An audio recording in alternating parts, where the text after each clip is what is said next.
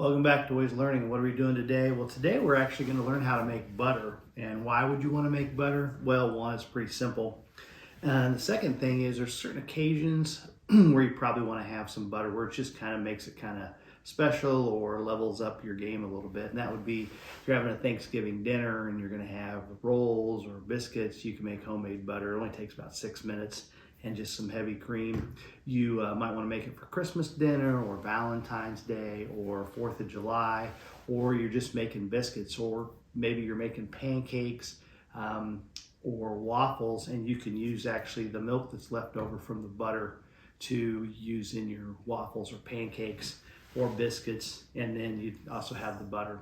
And homemade butter just has a higher level of fat, doesn't have some of the additives and preservatives in it, so it's just going to taste better. But it just kind of, you can also make it into different shapes. You want to make it into a heart for Valentine's Day, or you want to make it into a Christmas tree. Just get the little cookie cutters, put your butter in there, set it in the fridge, and it'll form in that shape. So it's pretty simple to form and manipulate. You can also, I've got another video, you can compound it where you can add, you can do it with regular store-bought butter as well. You just let it get to room temperature.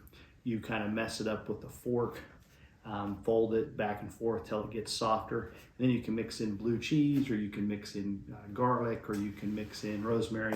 And then you just simply, like I do at the end of this, you simply form it in this press and seal or saran wrap, make it into a roll, or like I said, whatever shape you want, and then put it in the fridge or the freezer, and you have your butter ready to go. A lot of people now are taking butter and they're compounding it and they're adding blue cheese and different things to it, so they have it in a little roll and they can just cut off when they make any kind of sirloin steak, T-bone steak, or on their Blackstone they can have flavored butter to kind of dial up whatever they're making in on their Blackstone.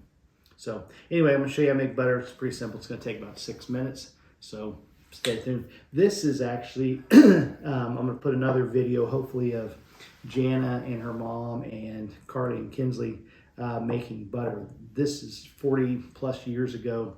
This is Jana's grandma's butter churner, or she would make it by hand. And so hopefully I'm going to get a video of the girls and Jana and her mom making butter with the same thing that their grandma made it with Jana when she was a little girl. So anyway, you can order these online still. This is obviously an antique, but you can order them online if you want to have something fun to do to make butter the old-fashioned way to churn it. So stay tuned. 6 minutes, we'll have butter. All right, so you just want to take your mixer. You want to put this little attachment on here. This is your kind of for making butter. And then you're simply going to pour in. I'm going to do 2 things of heavy cream. I don't know how much it's going to make, but I figured while I was doing it, I might as well make it. These are 16 ounces. So it should make quite a bit of butter. Actually, I'm going to make 16 ounces and see how much that makes. Nope, changed my mind. I'm going to go 32 ounces, make a whole bunch of butter since I'm going to compound it some for, that way I'll have enough to give out to everybody. So we'll see how much this makes and how much buttermilk is left over if you're going to do for pancakes. You want to start off on low. And I'm just going to start off on low until it kind of gets a little thicker, and then I'm going to turn it up to high speed and crank it out. Should take 6 minutes.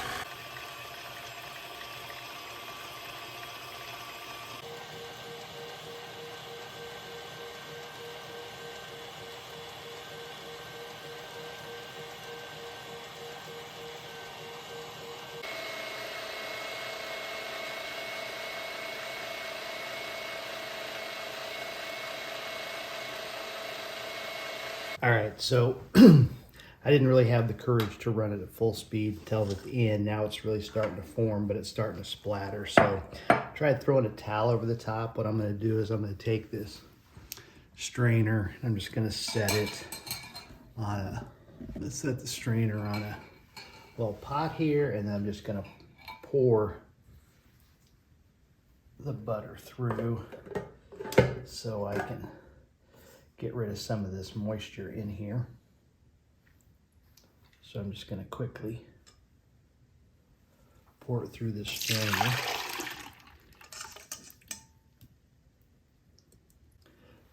And then I'm gonna put, okay, so here's what I'm left with. I'm left with the butter, and I whipped it pretty good, but I'll scoop it all up. But I took in shifts, I took the milk out, or the cream that was coming out of it, and I ended up getting about, I put in 32 ounces, and I ended up getting 2 cups or 16 ounces of buttermilk, and so that should leave me 16 ounces of butter. Quite a bit of butter, so probably don't need that much. I'd probably go with just one of these to make it in the future, but I am gonna compound it and make it into some other stuff, but that's how you make butter. So I just laid down a piece of saran wrap, but this is actually Glad Press and Seal, which actually I think works a little bit better than saran wrap. So anyway, you're just gonna clean out your butter, put it in here.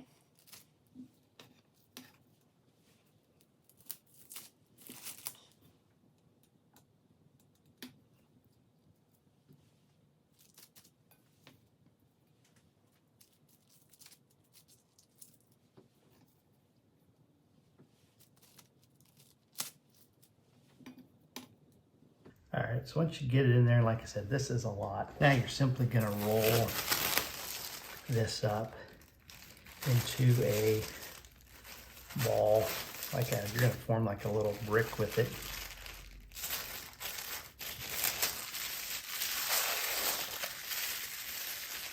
If you just kind of whip it, it'll start to form. The smaller one's kind of easier to work with. I've done this before when we made, but you just simply can make it into whatever form you want.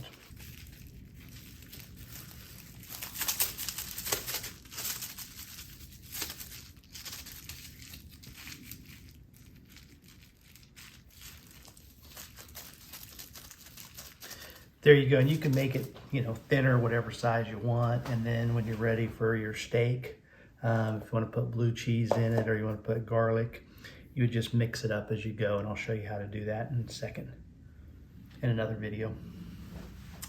That's how you make butter. Put it in the fridge, and it is ready to go. Thanks for watching.